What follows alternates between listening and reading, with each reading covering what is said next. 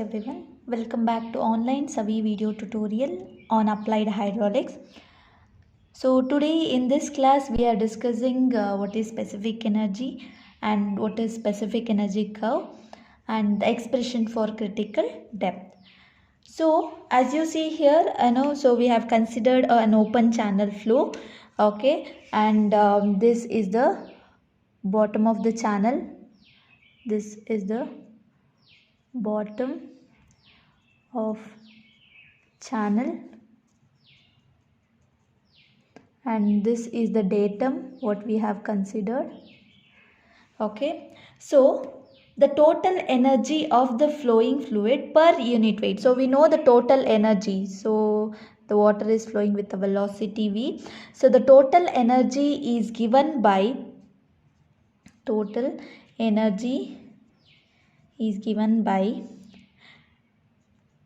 z plus y plus v square divided by 2g. So that we already know.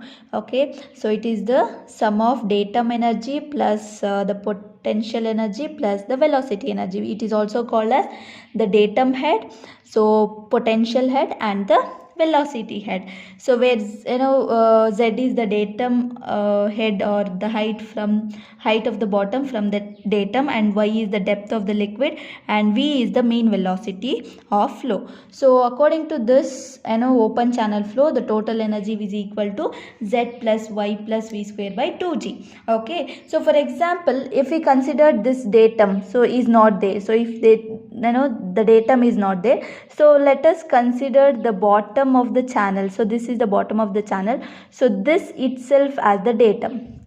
Okay, so if bottom of the channel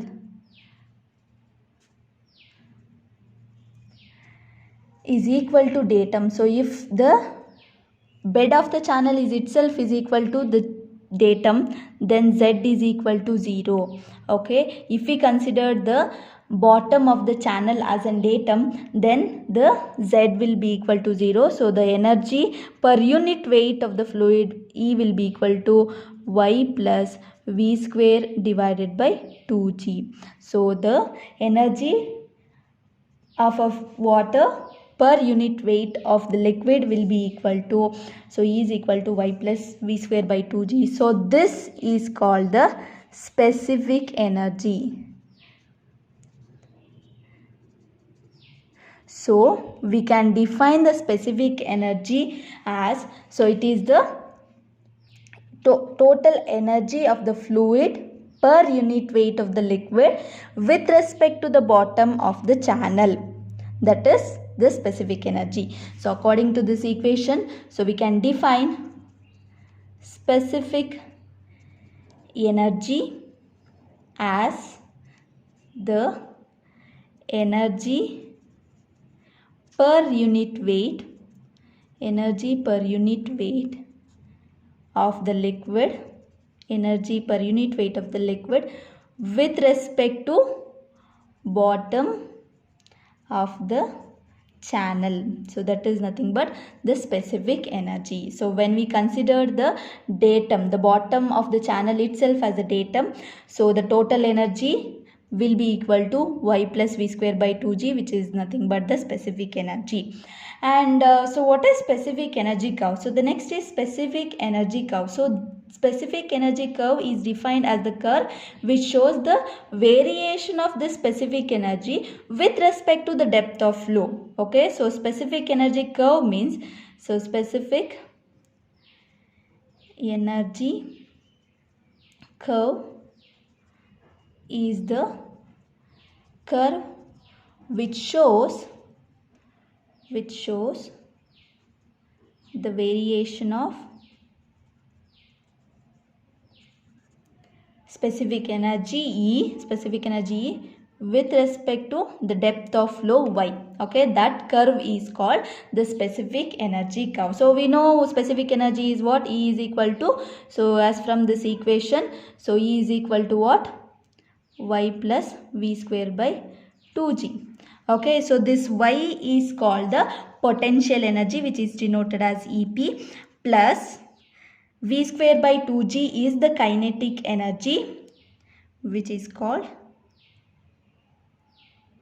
Ek.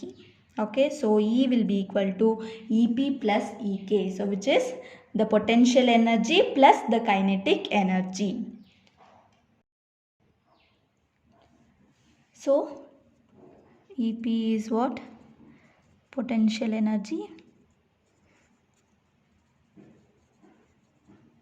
and Ek is kinetic energy.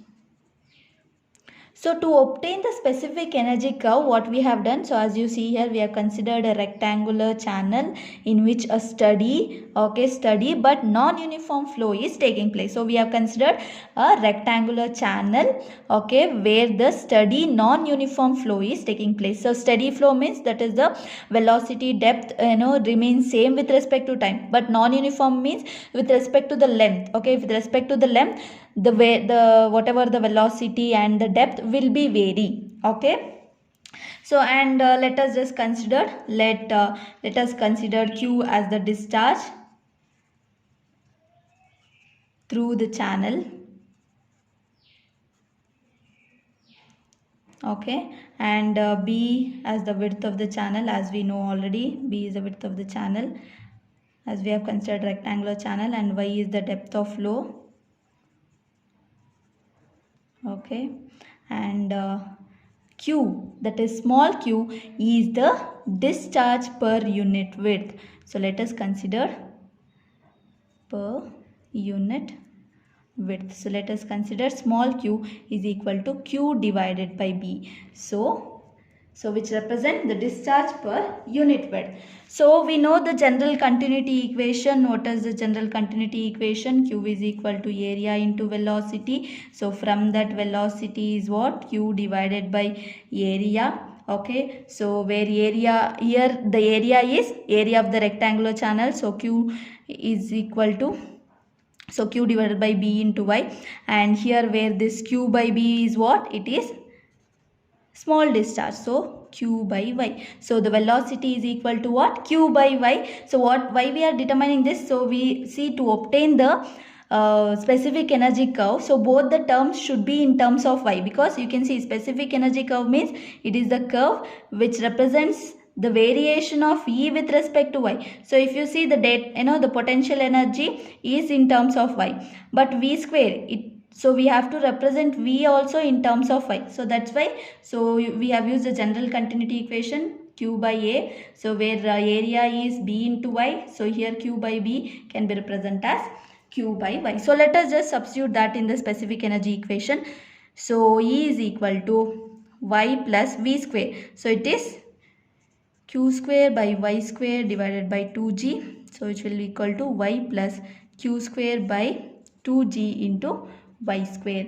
So what we are going to do, so we are going to use this particular equation to obtain the specific energy curve, that is to obtain the variation of E with respect to Y. So this equation will give you the variation of specific energy with respect to the depth of flow. So that is for a given discharge. Okay, so you will be having different values of depth of flow and the corresponding values of the specific energy. So and the graph you are going to obtain, so I'll just write the graph here. So the graph which you're going to obtain,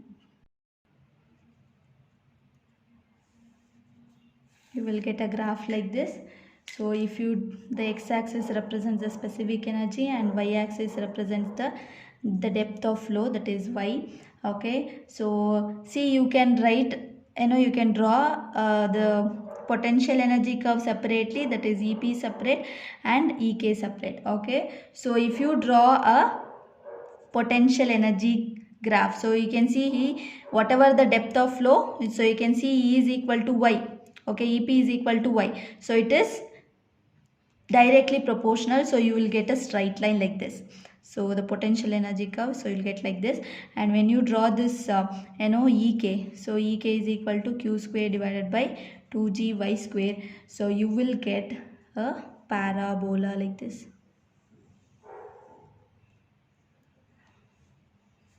So this will be your EK that is q square by 2g y square. So that is the potential energy curve. So when you combine this, okay, that is E is equal to EP plus EK. So you will get a graph like this. So this is your specific energy curve.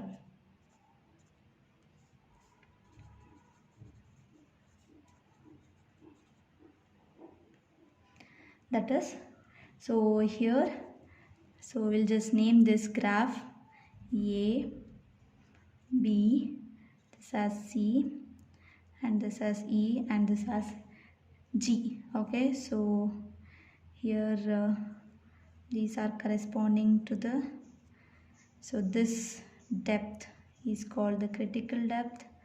Okay, so we'll represent this depth is y1, this will take it as y2. Okay, and the energy which is corresponding to this critical depth is called the minimum specific energy.